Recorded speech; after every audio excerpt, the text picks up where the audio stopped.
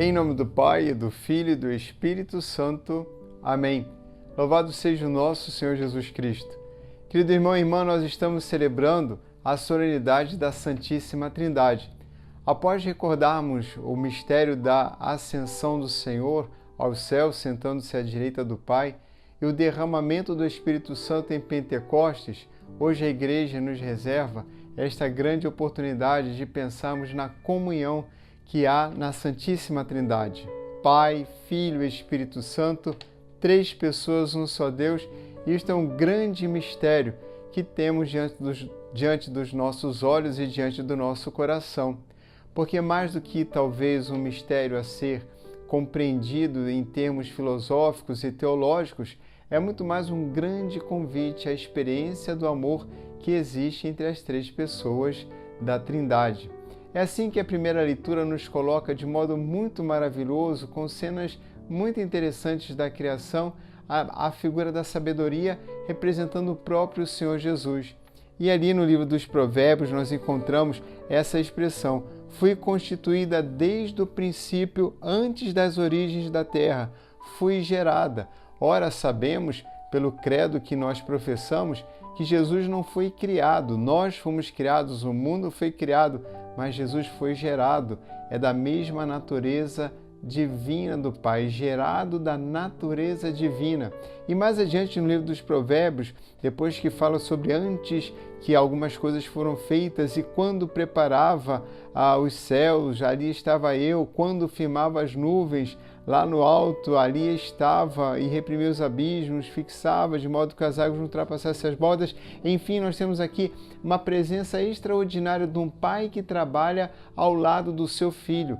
O seu filho que olha como que com olhos admirados, de grande admiração pelo seu pai.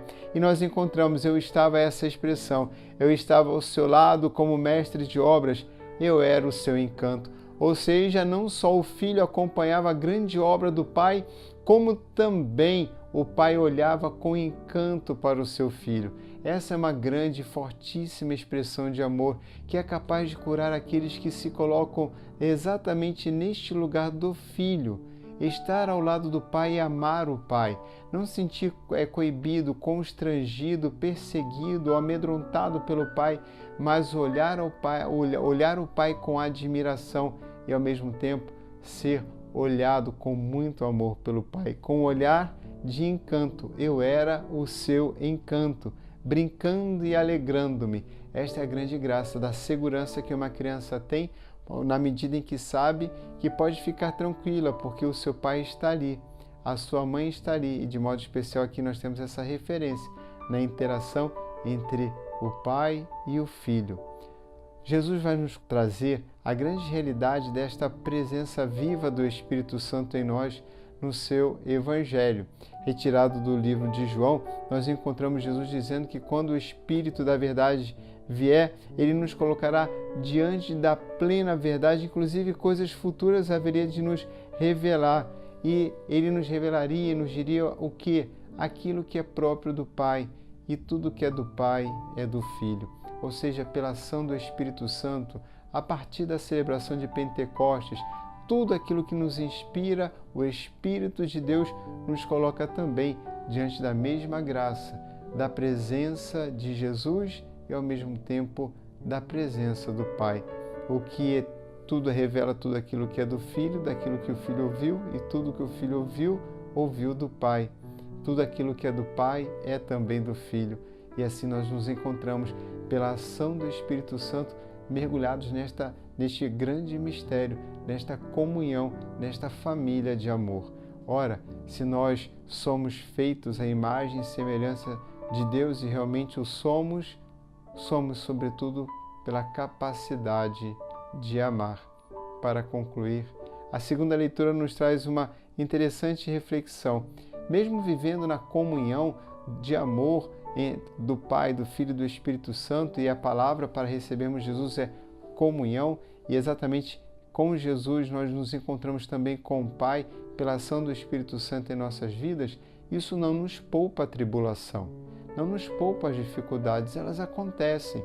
E acontecem ainda mais porque nós revelamos ao mundo a verdade, que é o amor, a verdade que é o próprio Jesus.